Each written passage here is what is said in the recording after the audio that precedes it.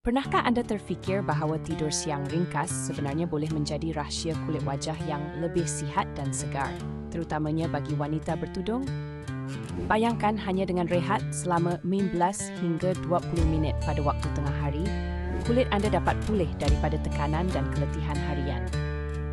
Tidur siang pendek membantu tubuh menghasilkan hormon pertumbuhan yang mempercepatkan proses pembaikan sel kulit secara semula jadi.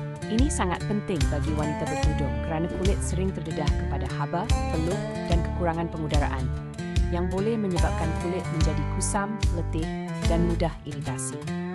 Dengan tidur siang, peredaran darah ke wajah bertambah lancar, menjadikan kulit tampak lebih segar, berseri dan bermaya.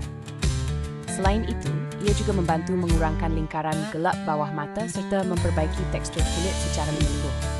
Kunci utama adalah tidur dalam posisi yang selesa, memastikan wajah sentiasa bersih sebelum berehat dan mengelakkan tidur terlalu lama agar tidak mengganggu kitaran tidur malam Anda. Jadikan tidur siang ringkas sebagai rutin harian untuk membantu kulit Anda kembali bermaya, segar dan sihat secara semula jadi. Shinora, baiki. Pulihkan pula.